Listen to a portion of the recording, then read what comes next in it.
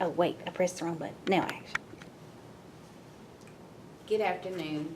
Here is our assignment for our interview of our curriculum specialist. We have Ms. Carol Martin here, and we're going to ask her a series of questions, and you just give us your honest opinion about those questions.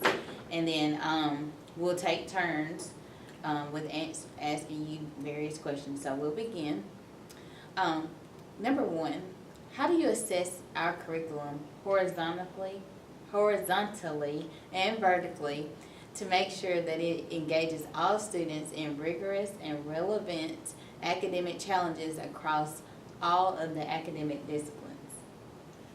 I think horizontally, we are very lucky to have strong instructional leaders at each school. And so we have strong grade level curriculum assessment, I believe. Teachers are provided times, for the most part, I'm thinking, K-12, to meet with their grade level colleagues. We provide time during the summers when we pace. So we actually pay teachers in the summer to come in and, say pace 3rd grade reading or 6th grade math or whatever we need to do. So I do feel like the system supports that horizontally, but the schools do an excellent job with it. We just have great teachers, and even if we have new teachers or change teachers, there are experts at every grade level, I feel like. So the horizontal part is done. The vertical part is more challenging, probably any school system would say that. Even though we're small, we were just having this discussion about pulling teachers to do work together is always the challenge. So an example is our vertical reading team from this year, which will continue next year. So that is pulling 12 teachers out because it's a teacher per grade level, however many times they meet. So if you're not going to do it on Saturday and Sunday, you're going to come out of the classroom to do that type of work. And so that to me is the challenge. I do think we need more vertical alignment and assessment, and that's what we're going to work on this year. You know that we're planning to do some more vertical work, particularly secondary level, 6 through 12, so that 10th grade knows what 7th grade's doing and vice versa, and we align it that way. And I just wanted to just preface and say, we'll probably be typing and writing at the same time, just that way, so that we can keep some notes together, so that we can do a summary at the end. So I just want you to know that we will be writing and typing, just make notes. That's fine. But talking about the reading meetings, I think that we really benefited from that. I think so So, too. But it just takes that time, It and the does. It teachers is do time. not like being out of their classroom, and we don't like pulling them. Right. But that's that challenge. But when they get something out of it and they feel like they can turn it around and Oh, yeah. they feel better about it. Okay, how do you assure that all instructional objectives and curricular goals are aligned? It almost falls back to what we're talking about. It does. It's hard to ensure that, but one way I believe is by us using the Power School assessments, because it does display what standards are not aligned or mastered, per classroom, per grade level. And you do have to dig into data more, as y'all both know, Right. to see if there's a disconnect, like between 2nd and 3rd grade, or 5th and 6th grade, and that's where you find it out, is in that data. But again, the teachers need to be able to look at that together. They need to. So that's challenging to pull teachers from different schools to work together. But your question was, how do we ensure that? Right. And my answer would be from the teaching to the standards, that we all know which standards per grade level we're teaching, and that Power School helps us measure by standard, where we're not meeting them. All right, next question. How do you lead and motivate our faculty members to adhere to the prescribed state standards? It's difficult with the change. It has been difficult to change to CCRS. Y'all, I remember, 4 years ago or whenever it was, I don't think a lot of teachers realize, and why would they? I don't think, any of us realize what a big change those standards were bringing to us. And it's taken, this long to, for people to really feel like they understand the standards more, I think. But to motivate them, I think just seeing the student growth on our assessments is motivational when they can dig into the data and recognize the standards they're missing or the standards they didn't even understand that their students are not getting. So for our teachers, because they're great teachers, they're not gonna like if their students don't perform, on every standard. And that's enough motivation for a great teacher. And that's what I find. I mean, like, no teacher in Silicaca, they, wouldn't care about the, not meeting the standards. So that part is not hard to motivate.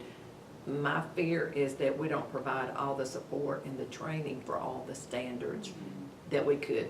And again, that's time and that's just priority. But the pacing days we do are good ways that our teachers have to look at every standard to see how they're teaching it. So And it's, that the helps. change in vocabulary and stuff, even in the standards, make a difference. And if you don't take that time to truly study it, when you go turn it around to the students, they have to understand that vocabulary. I So really that's- believe our friends at the state, our partners at the State Department have said that too about the CCRS. Right. I believe, I've heard them say Right. this, that they anticipated more turnaround would be happening faster Mhm. in those first CCRS meetings, I do remember. And then they recognized, It didn't. well, it takes a lot some. more than Right. that. So it's taken us years, but if we stay focused on those standards, I think we're just only gonna get better and better. I agree. Okay. How do you work with all stakeholders to identify instructional and curricular needs that align with our district's shared vision and available resources?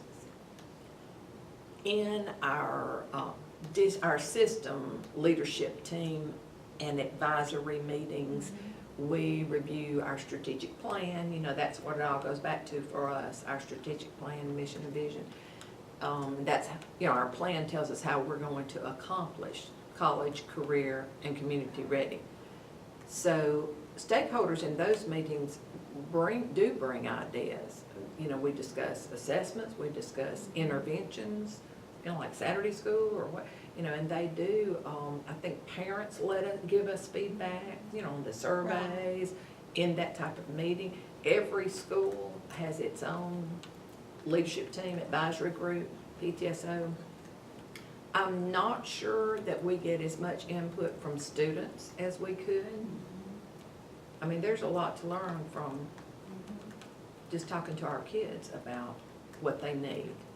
I do think we're responsive to that with our interventions, particularly with our older kids, if they prefer to come in the afternoons or evenings rather than on Saturday, things like that, or if they can tell us what they need more of, and we can listen to that more, I think that would be good. And we're trying to work with student advisory groups more this year, I think we should. Because y'all have it for middle school and the high school. And We Dr. do. Freeman We works do. with them as well. So, yes, that's good. All right, next question. How do you monitor and assess instructional programs, activities, and materials? Monitor and assess. We do look each year at what kind of results we're getting, of course, on our assessments, like the summative assessments. But we also communicate with the schools a lot about the programs they're using or not using. For instance, I can think of one, I don't know if we're supposed to tape it, but we work some with iReady, that would be one. Or now we work some with rewards. Right. And when we go select a piece like that, we're going to really get the feedback from the school level and those teachers using it to see, and as well as the results, Right. the student results. And we monitor our data through RTI all the time. And that tells us a lot about what's working or what's not when we try intervention programs. And this is back to that whole vertical concept though, like the reading team discovered Right. together where we needed the phonics instruction. Mhm. Therefore, we have invested heavily in reading horizons for next year. But that came out of that vertical work and figuring out.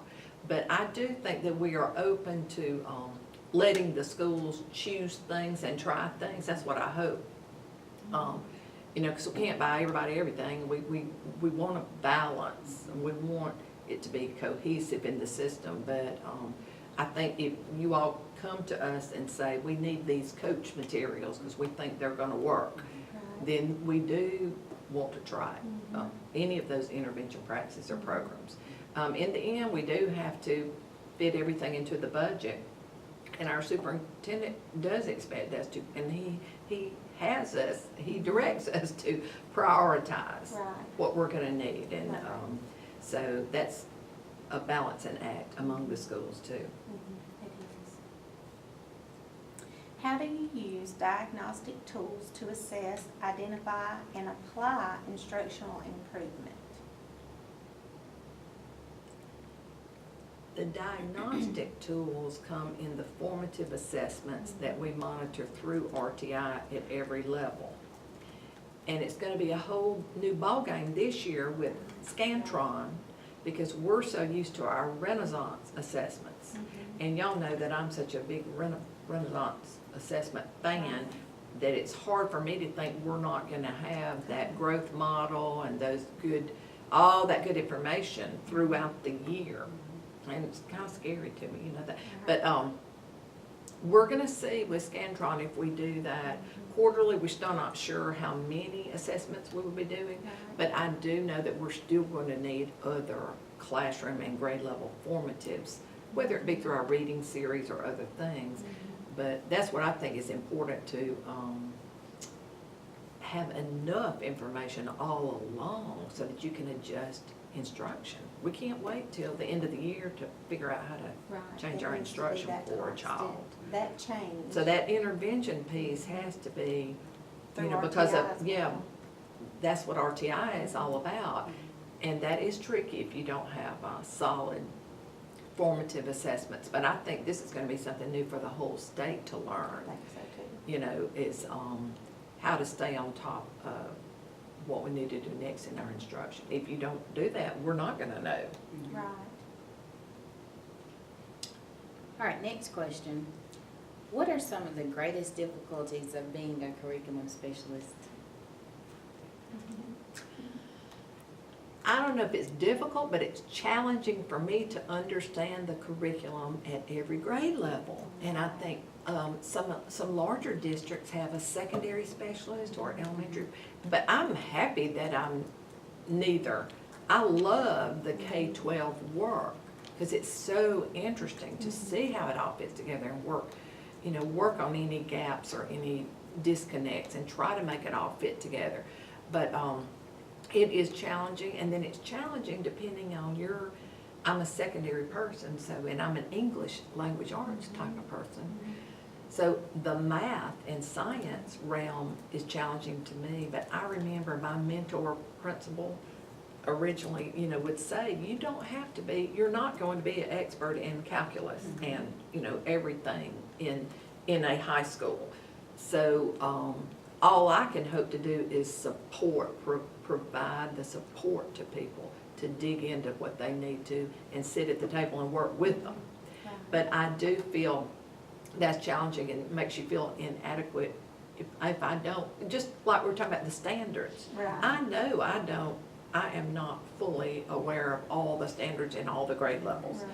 So when we do dig into them, sometimes I'm thinking, I didn't know that was, in fifth grade. So that is a big challenge. If you're really going to view yourself as a, resource, you want to know it all and you can't know it all. Right. But it really is fun, K-12. I love having all the pieces fit. All right, what factors interfere with achieving goals and objectives? Well, y'all know, like I do, there's so many factors that can hold a child back. When you say achieving goals, I'm thinking students achieving Okay. their instructional goals and achievement goals. And there's, you know, we could sit here and list a lot that we try to look beyond the barriers, but, you know, teachers would sit here and tell us class size, background, variety of experience of our kids. We've talked about vocabulary. There are so many things like that that can stop us from achieving the gains we want to see every year. And we were just talking about our Aspire scores from last year. And sometimes it can get discouraging if you think, I know how great our teachers are and how much we've worked and how much money we've spent and how much time we've spent in this one area, and then we don't see what we want to see. So I just think some of those barriers I mentioned can be a hindrance to us for not. But I would say in general, if there's a barrier to achieving goals, and sometimes do, is that we don't study our data enough. I mean, I'm just thinking in other school systems, I think that we do a fairly good job here. I always say, you know, I want everybody to know what the goal is and monitor that data. Because, I mean, I think everybody should know it. And you know how we're working on more student use of their own data? I really believe in that, because if the kids don't know what they're trying to do, or the teacher doesn't have that information, then I think that can really, you know, hurt our performance, because you have to know exactly. And I think our new state superintendent says that. You know, he wants us to know what's on the assessment and exactly what we're trying to measure to achieve it, so. And holding the students accountable is gonna be a big difference to help meet all of those barriers. Dr. Freeman did that tweet the other day about what the teacher said about filling the gaps. I don't know if you read it. And it was a great article about everything that teachers thought of, but it's things that we're talking about now, but putting it in place with the students. Right. I mean, that takes the place of all of those things, because it's holding themselves accountable. I like that. And I think even the little baby students can do it, you know, how I say Right. that. I think so Data too. photos are work with every age. It really can, I think so too. All right, last question. How would you characterize our curriculum? Do you consider it to be knowledge-centered, learner-centered, or society-centered?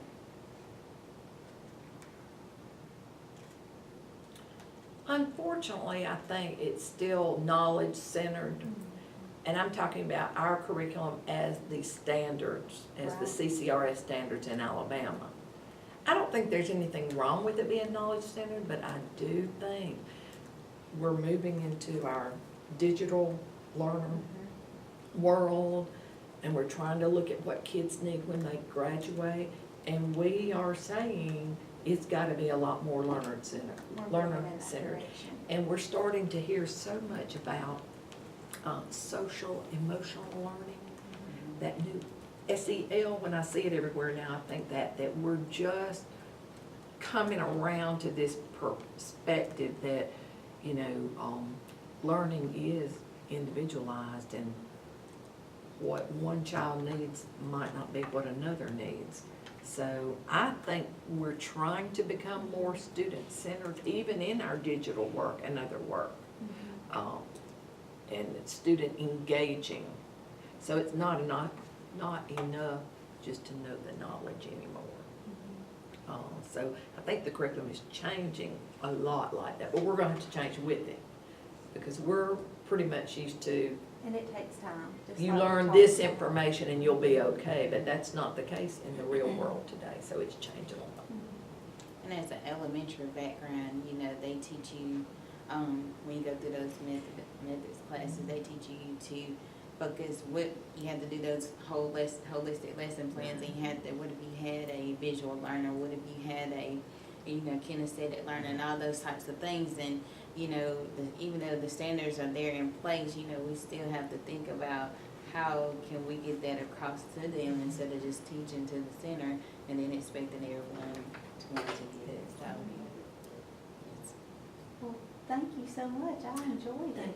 Y'all are the experts. We try. Thank you. Thank you.